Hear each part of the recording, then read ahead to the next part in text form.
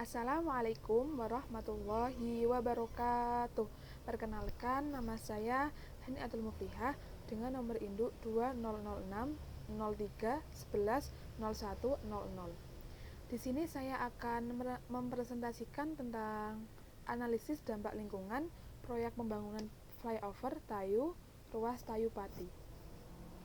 Yang pertama yaitu pendahuluan. Semakin meningkatnya jumlah populasi manusia mempengaruhi laju pergerakan transportasi yang menyebabkan kemacetan umum bagi warga Tayu. Salah satu hal yang menjadi penyebab kemacetan di Kabupaten Pati adalah ruas jalan yang sudah tidak mampu lagi menampung volume kendaraan yang selalu bertambah setiap harinya, namun tidak bersamaan dengan adanya peningkatan fasilitas jalan. Salah satu contoh daerah rawan macet di Kabupaten Pati adalah persimpangan antara jalan dan rel kereta api di depan Pasar Tayu yang berada di Jalan Karangawen yang menghubungkan antara Kabupaten Jepara dan Kabupaten Pati. Umumnya kemacetan di jalan ini terjadi pada jam aktif berangkat bekerja dan pulang dari tempatnya bekerja. Berkenaan dengan hal tersebut, pemerintah melakukan proyek pembangunan flyover untuk mengatasi masalah kemacetan yang dipegang oleh kontraktor pelaksana PT Adipura Persero dengan dibangunnya flyover pada jalan Kembang Arum ini dihasilkan penghemat waktu tempuh pengguna jalan dengan melewati flyover dibandingkan jalan yang telah ada. Yang kedua, kita langsung saja memasuki pembahasan. Sebelum memasuki pelaksana proyek atau kontraktor, lokasi proyek tersebut ini terletak di Jalan Raya Kembang Arum, Kabupaten Demak, Kabupaten Pati,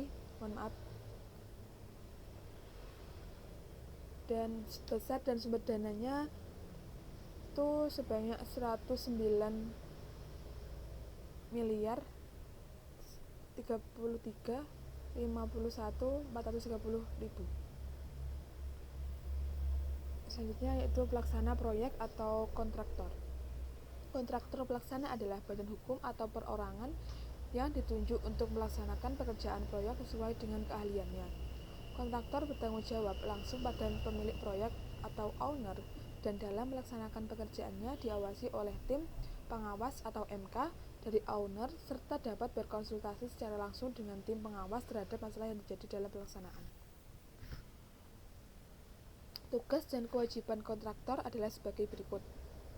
Yang pertama yaitu melaksanakan pekerjaan konstruksi sesuai dengan peraturan dan spesifikasi yang telah direncanakan dan ditetapkan. Yang kedua yaitu menyelesaikan pekerjaan apabila pekerjaan telah selesai secara keseluruhan dan dapat diserahkan per bagian pekerjaan sesuai dengan ketentuan yang berlaku. Yang ketiga yaitu memberikan laporan-laporan kemajuan proyek atau progres yang meliputi laporan harian, mingguan, serta bulanan kepada pemilik proyek. Yang keempat, mendapatkan kepastian pekerjaan, yaitu tidak hanya pembatalan kontrak secara sepihak. Yang terakhir, yang kelima yaitu mendapatkan imbalan jasa sesuai dengan pelaksanaan pekerjaan. Jika selesai tepat waktu, sebuah proyek diperlukan adanya struktur organisasi dalam pelaksanaannya. Nah, ini diagram alir pelaksana proyek.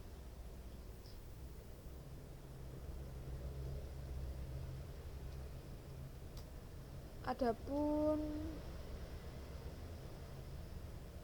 tugas dan wewenang masing-masing unsur dalam proyek pembangunan flyover Tayu Kabupaten Pati meliputi yang pertama, pimpinan proyek atau project manager.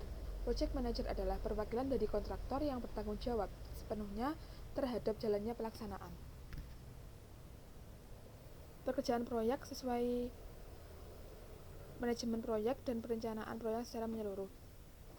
Proyek manajer bertugas untuk memimpin jalannya suatu pekerjaan, mengevaluasi hasil dari pekerjaan, dan membandingkan dengan pelaksanaan proyek yang kemudian disusun dalam suatu format laporan pekerjaan dari awal hingga akhir pelaksanaan proyek. Yang kedua yaitu QHSE. QHSE itu kepanjangan dari Quality and Health Safety Environment. Untuk HSE sendiri yaitu bertugas mengidentifikasi serta pemetaan dari potensi bahaya yang berpeluang terjadi pada lingkungan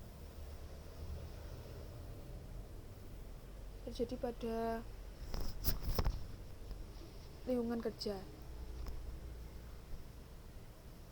Yang selanjutnya yaitu manajer lapangan.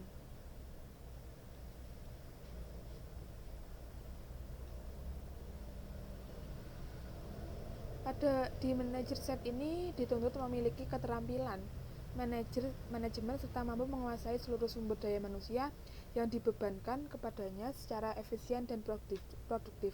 Artinya dapat memimpin dan mengkoordinasikan seluruh kegiatan bawahannya agar dapat dipastikan bahwa pekerjaan yang dilaksanakan sesuai dengan yang ada di dalam spesifikasi dan juga dapat berjalan mengikuti program kerja yang dilaksanakan dalam jangka waktu dan biaya tertentu. Yang ketiga yaitu set operasional manager, yaitu mengkoordinasikan para kepala pelaksana atau general superintendent dalam mengendalikan, mengontrol dan membina pekerjaan para mandor dan subkontraktor. Yang kelima yaitu site engineering manager, yaitu membantu tugas project manager atau manajer proyek yang bertanggung jawab dalam perencanaan teknis dan material konstruksi. Selanjutnya yaitu set administration manager, yaitu melaksanakan pekerjaan administrasi yang berkaitan dengan pekerjaan tambah kurang.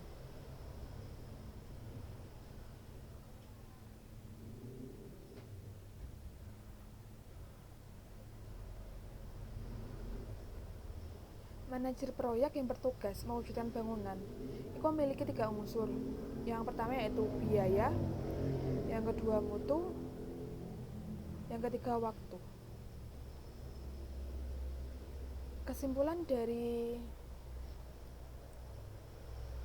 presentasi hari ini adalah